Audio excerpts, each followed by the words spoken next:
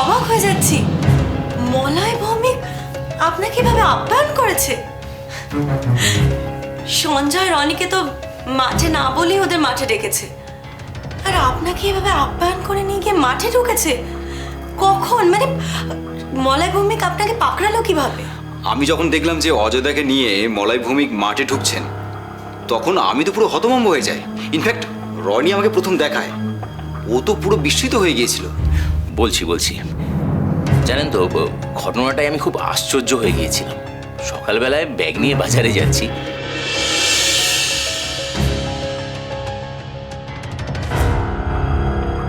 অজয়,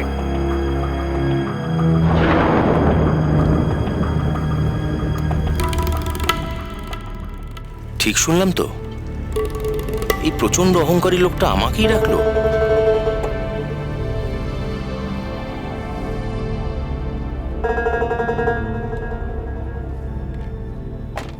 এই রে, গাড়ি থামিয়ে আমার দিকেই তো এগিয়ে আসছে।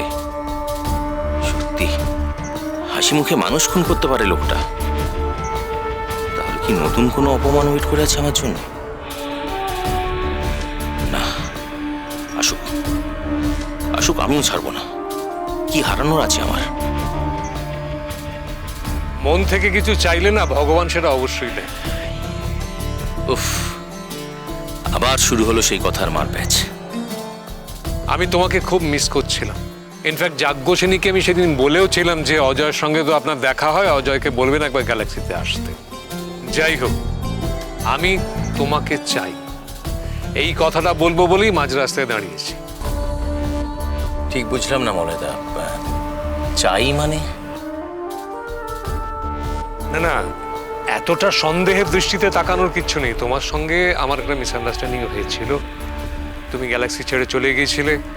তারপর তোমার সেই প্রিয় গ্যালাক্সি, স্বপ্নের গ্যালাক্সি ছেড়ে যাওয়ার যন্ত্রণাটা, কষ্টটা আমি ফিল করেছি।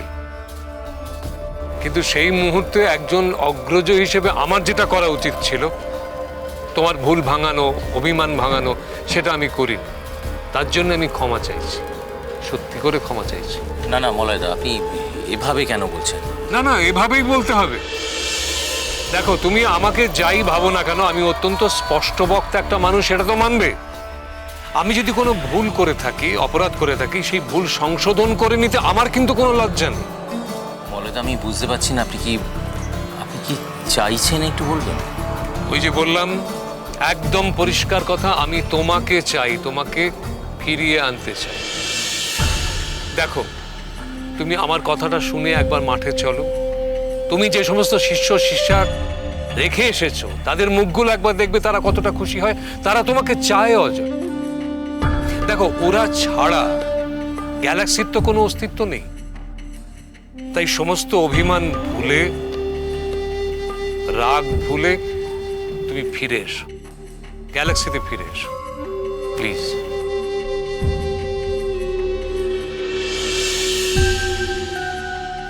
মলয় ভৌমিকের চরিত্রের এইরকম ইউটার্ন সত্যি অবিশ্বাস্য। বুঝতে পারলেন না? ভোট, পরিষ্কার ভোটের কথা মাথায় রেখে এগুলো করেছেন। ধুরন্ধর পলিটিশিয়ান মানুষটা। রাজ্য রাজনীতিতে থাকলে এতদিনে মন্ত্রী টন্ত্রী হয়ে যেতেন।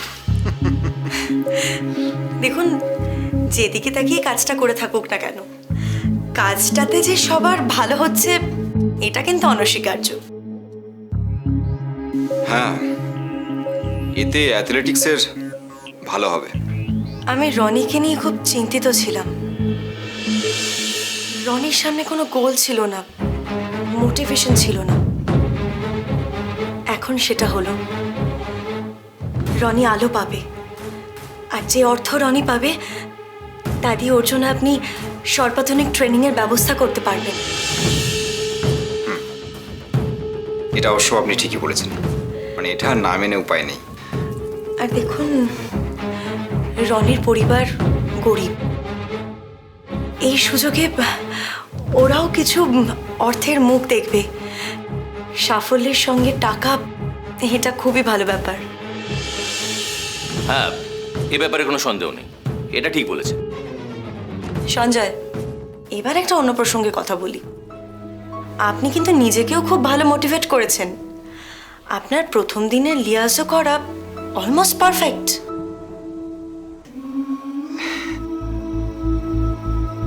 Thank you. মা, আমার বোকামির সুযোগ দিয়ে বৈভবী আমাকে জাস্ট ফাঁসিয়েছে। আমি নির্দোষ। তোমার কি মনে হয় বৈভবী এটা নিজে করেছে, নাকি অন্য কেউ ওকে দিয়ে এটা করিয়েছে? মা, আমি ঠিক দেখো, বৈভবীকে দিয়ে এই কাজ কে করাবে? বৈভবী নিজে ভীষণ চালাক, নিজের প্রতিষ্ঠার জন্য ও সবকিছু করতে পারে। বৈভবী আমাকে জাস্ট ফাঁসিয়েছে মা, জাস্ট ফাঁসিয়েছে। তুমি এটা প্রমাণ করতে পারবে যে তোমার বোকামির সুযোগ নিয়ে বৈভবী কাজ করেছে? মাঝে মাঝে এমন পরিস্থিতি হয় যখন অন্যের দায় নিজের ঘাড়ে নিতে হয়। তুমি ভেঙে পড়ো না, যন্ত্রণা পেও না। তুমি মনে রেখো, তুমি একজন সাহসী সৈনিকের মতো কাজ করেছো। এনিওয়ে, তুমি ফিরলে কখন? 4:30 নাগাদ। আচ্ছা ড্যাড, আমরা কি ব্যাপারটা নিয়ে হায়ার অথরিটিতে যেতে পারি না? না না, একদম না, একদম না। একটা জিনিস মনে রেখো, ক্ষত স্থানকে কখনো ঘোচাবে না, কখনো। ঠিক আছে, তুমি বিশ্রাম করো, ভেতরে যাও, আমি তোমার মায়ের সঙ্গে একটু কথা বলবো। Okay dad.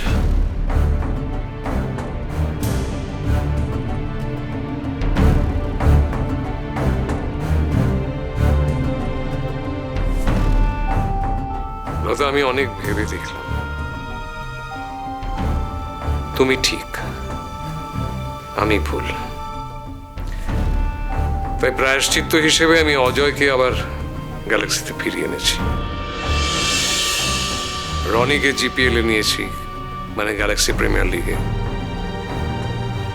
হয়তো একটু দেরি হয়েছে, কিন্তু প্রায়শ্চিত্ত কি এক্সপায়ার করে?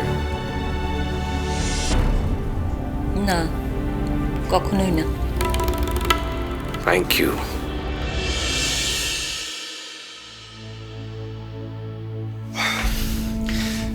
বলি, শোনো না, তোমাকে একটা বিষয়। হচ্ছে তো বহুদিন ধরেই, শুধু তোমার নজরে পড়ছে না। তোমাকে চোখে আঙুল দিয়ে দেখালেও তুমি দেখছো না, আর দেখলেও বুঝতে চাইছো না। সঞ্জয়, তুমি নিশ্চয়ই বুঝতে পারছো আমি কি বিষয়ে কথা বলছি।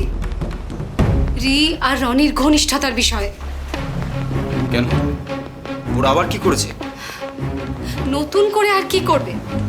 যেটা দুদিন ধরে করছিল সেটাই আরো বাড়ছে। হ্যাঁ, রনির প্রতি রিয়ের বিদ্বেষ থাকুক, এটা আমি কোনোদিনও চাইনি। কিন্তু তার মানে তো এটা নয় যে সম্পর্কটা একটা দৃষ্টিকটু রকমের ঘনিষ্ঠতার পর্যায়ে চলে যাবে। দৃষ্টিকটু রকম মানে? দেখো সঞ্জয়, সম্পর্ক দু রকমের হয়, স্বাভাবিক আর অস্বাভাবিক। রনির প্রতি রিয়ের যখন বিদ্বেষ ছিল, ওকে সহ্য করতে পারতো না, সেটা যেমন অস্বাভাবিক ছিল, তেমনই একজন গান করছে তো আরেকজন ছুটে চলে যাচ্ছে, একজন আরেকজনকে সাজিয়ে দিচ্ছে। এটাকে তোমার স্বাভাবিক বন্ধুত্ব বলে মনে হয়?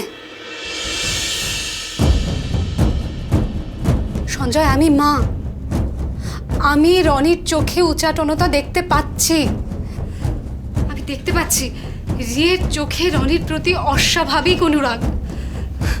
তুমি দেখতে পাচ্ছ না সঞ্জয়? ওরা দুজনেই কৈশোর পেরোচ্ছে, এই বয়সটা সাংঘাতিক। পদস্খলনের প্রবল সম্ভাবনা, তাতে তাতে রনিও লক্ষ্যভ্রষ্ট হবে, আর রিও। আমি তোমাকে বলছি সঞ্জয়, এর মধ্যে আমরা যদি রাশ টেনে না ধরি, তাহলে কিন্তু রনির পারফরমেন্স দিনকে দিন খারাপ হবে,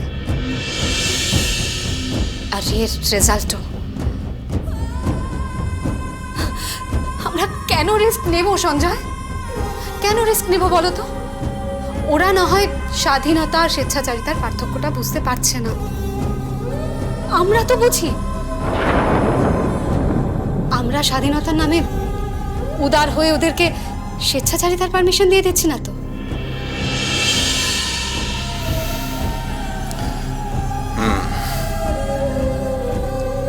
ঠিকই বলেছ, সত্যিই বিষয়টা নিয়ে ভাবতে হবে। সত্যি রাজ টানার সময় হয়ে এসেছে। আমার যুক্তিগুলো তোমার কাছে অযৌক্তিক না লাগলেই ভালো।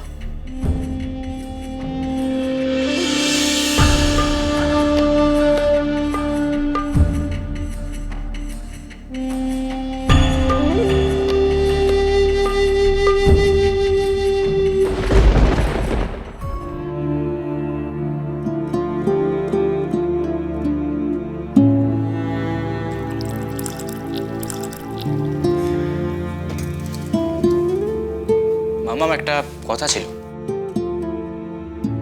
বল। আমি জানতে চাই যে আটকাচ্ছেটা কোথায়, মানে আপত্তিটা কোথায়? ওই স্টেটাসের তফাৎ নাকি মধ্যবিত্ত সংস্কার?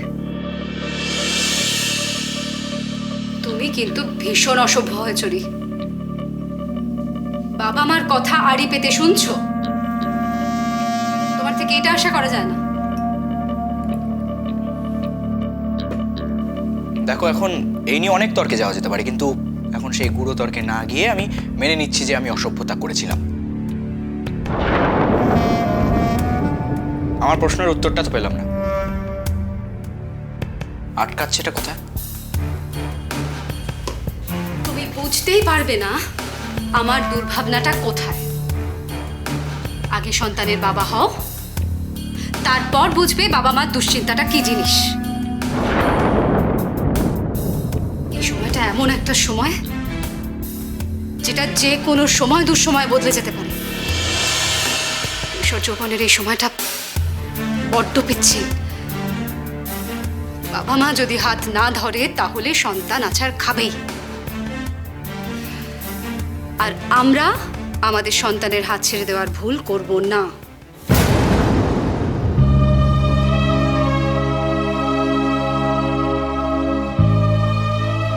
এটা মনে রেখো, আর এখন যাও এখান থেকে।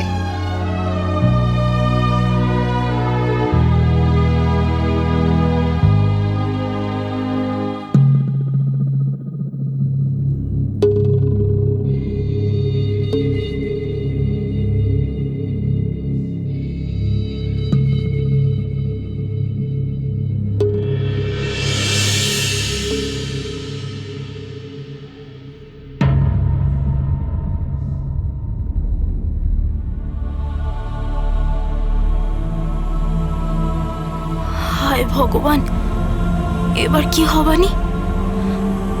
দিদিমণি আর খিচুড়ি দাদা এবার আমার এনে কি করবানি? ভগবান,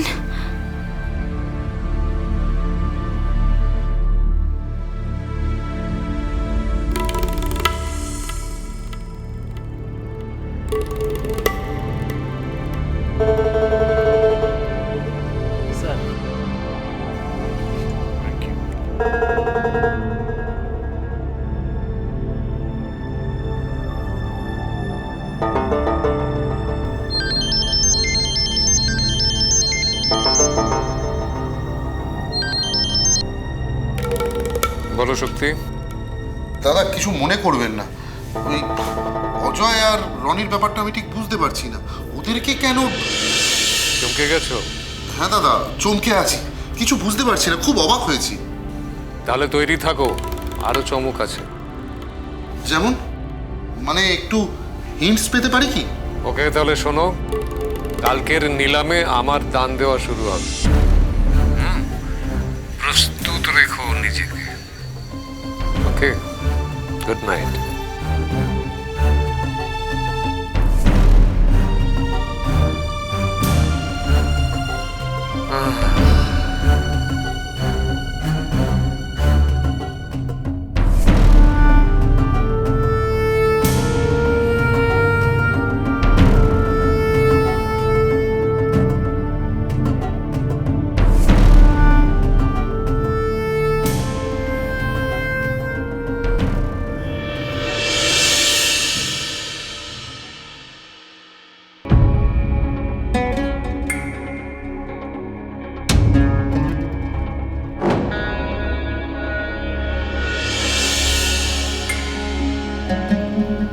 রি, তুমি ঠিক। খুব সরলভাবে এই বয়সটাকে বিচার করা উচিত নয়। তাহলে এখন কি করতে চাও বলো? আমি ভাবছি যে রনিকে অন্য কোথাও রাখবো, আর আমিও রনির সঙ্গে থাকবো। এই প্ল্যান হচ্ছে তাহলে। Very bad, very bad. না না, সেটা খুব দৃষ্টিকটু হবে। কেন? দেখো, আমি এই বাড়িতে রিকে নিয়ে একা থাকবো আর তুমি রনিকে নিয়ে অন্য বাড়ি ভাড়া করে থাকবে, সেটা আত্মীয় স্বজনদের মধ্যে কিন্তু একটা ভুল ধারণা সৃষ্টি হবে। তাহলে তুমি কি করতে চাও? আচ্ছা, রনিকে কোনো হোস্টেলে রাখা যায় না? না না, সেটা সম্ভব নয়। রনিকে একা ছাড়া যাবে না। আমি না থাকলে ওর ফোকাস নষ্ট হয়ে যাবে। আচ্ছা, যাজ্ঞসেনী বা অন্য কাউকে বলে প্রভাব খাটিয়ে রনিকে সাইতে ভর্তি করানো যায় না?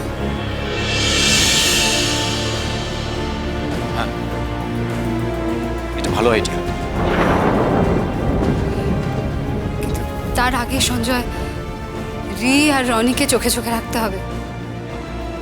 রিয়ের দায়িত্ব আমার, আর রনির দায়িত্ব তোমার।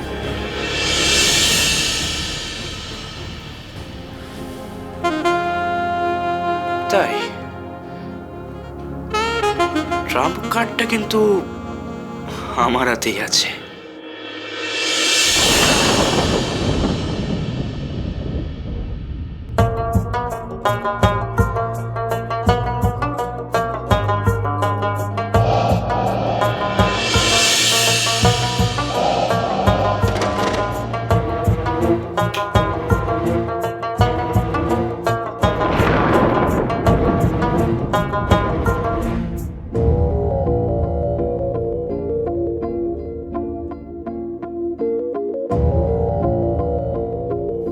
রনি, রনি, রনি। দেখো, তুমি কি নি? আরে বাবা, দিদিমণি জানতে পারলে তো খারাপ হবে নি। জানি, আমি জাস্ট তোমাকে একটা কথা জিজ্ঞেস করতে এসেছি। আচ্ছা, তুমি তোমার খিচুড়ি দাদাকে খুব ভালোবাসো, দিদিমণিকেও ভালোবাসো, আর আমাকে?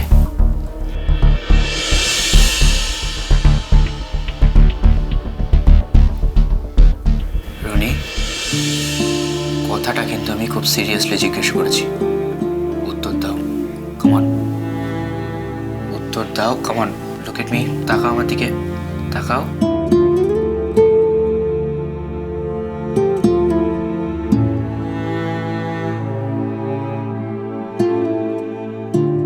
এই তোমার উত্তর। বেশ,